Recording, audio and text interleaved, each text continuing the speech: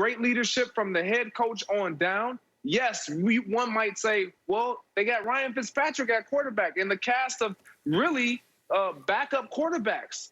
But this is a team that didn't have their guy at the quarterback position all season last year. And what did they do? They ended up in the playoffs in the wild card game against the Super Bowl champs. So I like the Washington football team.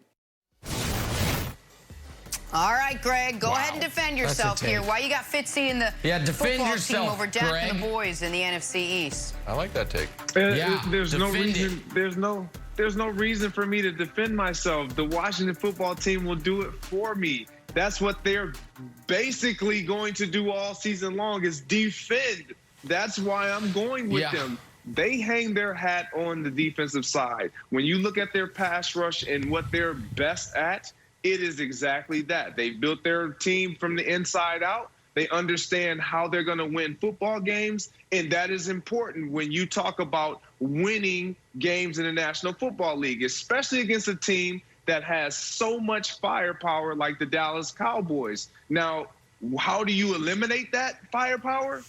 Getting after the quarterback, something that Montez Sweat knows how to do, something that Daron Payne knows how to do, something that Chase Young knows how to do, and the cast of others. So when I look at this team, yes, they don't have the greatest situation at quarterback, but they do have a little magic. And we have seen that magic come in flames, in droves. Like, he has not made a playoff appearance yet, but this is the year because it's not about his magic and magician shows that he puts on. It's about the guys that are going to be on the other side of the football that's going to say, Fitz, just let us do our thing. You spread the ball around. You keep the ball in our possession, not turn the ball over to counterproduct. You might have asked a little too much now, buddy. Yeah, because I'm looking into the magician's crystal ball, and I'm seeing a game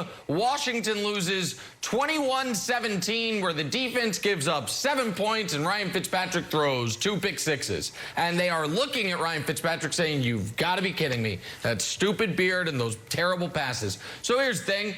Washington does have a great defense, and they spend their first-round pick on defense.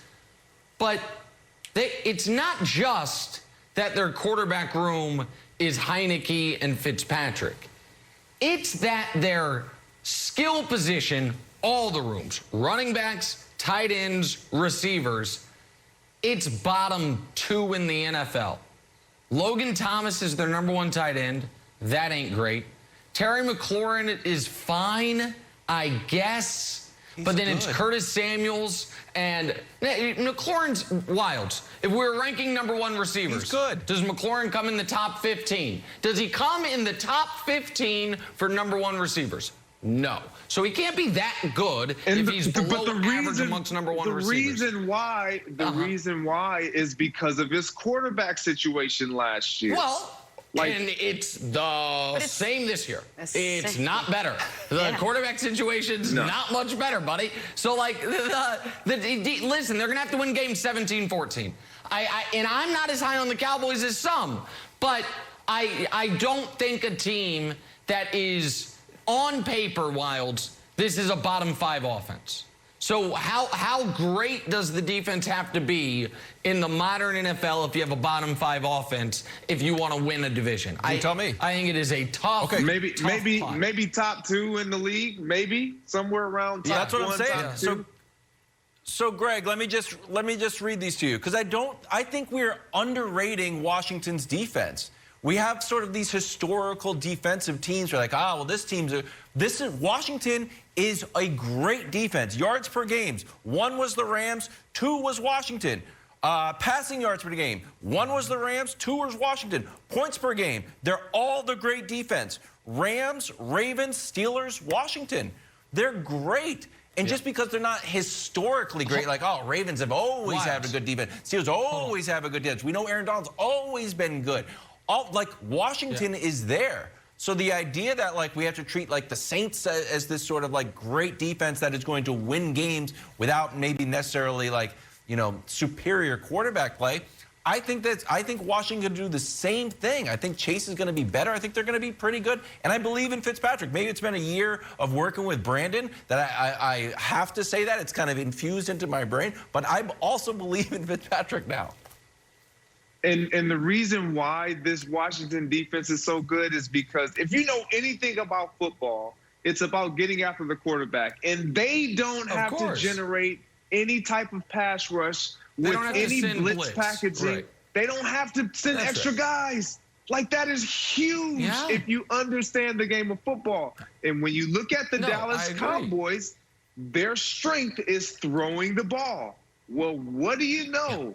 They give them more opportunities to get after the quarterback. We don't know how great that ankle is going to be for Dak Prescott and outside the pocket. We know he's going to have to get outside the pocket because he's going to have a rush coming up the middle, and he's going to have edge rushers on both ends. So I just like what the Washington football team has constructed and how they're going to win. I get it. It's about offense. I'm an offensive guy, but this defense is something different. No, the defense is spectacular. And even though defense tends to fluctuate more year over year, even though defense tends to fluctuate year over year more than offense, let's just, Wilds, can you, because those defensive numbers were jarring. Can you read them again? Because this is last year's Washington football team, right? Their ranks. Can you give them to me again? Setting me up? Are you setting me up for something? Sometimes you have like some stat. I kind of thought he was too. I don't have a stat. No. I don't have a stat. Feels like it. I swear to you, I don't have a stat. It's some sort of trick. Don't be a sucker, Wilds. It's some sort of trick you're about to do, but I will try it. I will walk into the trap for the sake of the show. Yeah. Oh, see, okay. So points per game, this is what it was. Rams gave up the fewest, Ravens, Steelers, Washington. And yards per game, it was Rams and then Washington. So go ahead, here we go. So that was hold the football away from one of the best defenses in football. They won 7 games with that defense last year. They won 7 games. I know they went to the playoffs and they won the division because the Cowboys were playing Andy Dalton and the Eagles were playing Carson Wentz and the Giants were playing Danny Drops. But come on now. The defense was arguably the best in the sport last year, and it got them 7 wins. Remember last year? We called the NFC East the worst division ever. So even if the defense is just as good, I don't think 7 wins is going to win you the division this year. So they are going to need better offense. You guys believe Ryan Fitzpatrick? You guys believe in Fitzpatrick? That's okay. I don't. So I'm not going to believe in Fitzpatrick. Is it, Greg, that Washington is actually that good? Or, as Nick said, is the NFC East just so watered down and bad that it makes them look like they're the team to beat in the division?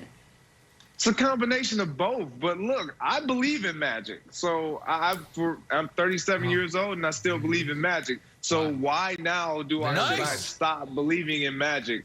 I believe that Fitzpatrick is going to be great for this team. He gives them leadership. He gives them potential, which we love that word potential. Let's not act like we don't. Potential? He's also 37 years old, buddy. What are you talking about? Like, you're 37, we came in the league at the same time. I respect Ryan Fitzpatrick, but I honestly, this defense, it is that the defense is really that good. And with a 2 years under his belt, Chase Young, it's going to be tough for Dak, man. It's going to be a problem. Chase Young's awesome. Greg, I'm also 37 years old.